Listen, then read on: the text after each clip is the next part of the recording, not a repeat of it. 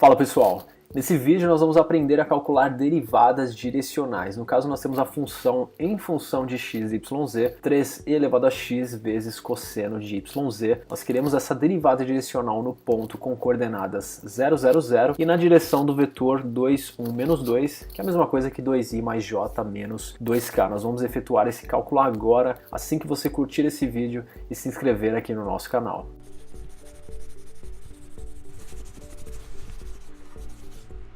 Então nós temos aqui a nossa função f de x, y, z, uma função dada em função de três variáveis x, y, z. O nosso ponto também, claro, com três coordenadas. E o vetor u, que é o vetor 2i mais j menos 2k. Lembrando que 2, 1, menos 2 a gente lê como 2i mais j menos 2k.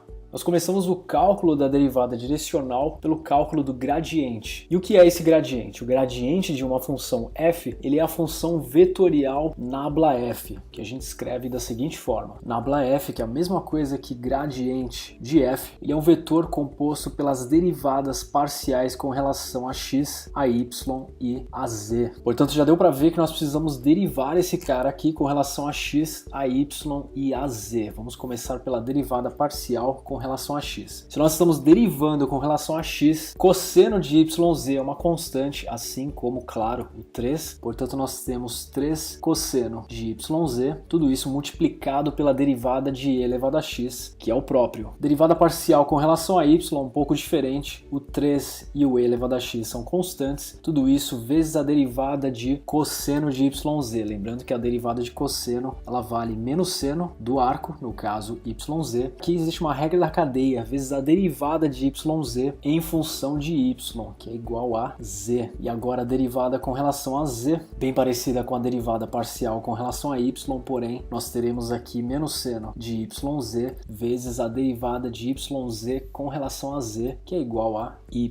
Nós vamos calcular agora esse gradiente no ponto fornecido. No ponto fornecido, essas derivadas parciais elas valem respectivamente fx de 0, 0, 0 será igual a 3 vezes cosseno de y vezes z, cosseno de 0, 0 vezes 0, tudo isso multiplicado por e elevado a 0, que é igual a 1. Lembrando que cosseno de 0 também é igual a 1, portanto nós temos 3 aqui como resposta. Fy de 0, 0, 0 é igual a 3 vezes e elevado a 0, e elevado a x, que é igual a 1, tudo isso vezes menos seno de 0 vezes 0, menos seno de 0, vezes 0, portanto 0 aqui como resposta. De forma similar, fz de 0, 0, 0 será igual a 3 vezes 1 vezes menos seno de 0, também multiplicado por 0. Tanto seno de 0 quanto 0 valem 0, portanto 0 como resposta. O nosso gradiente nesse ponto, ele vale 3, 0 e 0, lembrando que o gradiente é um vetor. Nós precisamos calcular essa derivada direcional na direção do vetor u. E aqui tem uma pegadinha, nós nunca podemos utilizar um vetor simplesmente sem olhar para a norma dele. Nós devemos sempre usar o versor, ou seja, o mesmo vetor ou quase o mesmo, porém com norma 1, com tamanho unitário. E como é que nós calculamos o versor desse vetor u? O versor, ele é dado pelo vetor, no caso vetor u, sobre a norma dele, sobre a norma de u. Nós não calculamos a norma de u ainda e é exatamente isso que nós vamos fazer agora. A norma de u, ela é dada pela raiz de todas as suas coordenadas ao quadrado, portanto 2 ao quadrado mais 1 ao quadrado mais menos 2 ao quadrado. Nós temos aqui raiz de 9, portanto a norma de u, ela vale 3. Sendo assim, o versor v, ele será igual a 1 sobre a norma de u, no caso 1/3, vezes o vetor original, no caso 2, 1, menos 2. Portanto, o nosso versor, ele tem coordenadas 2/3, 1/3 e menos 2 sobre 3. E agora finalizando o exercício com, de fato, o cálculo da derivada direcional.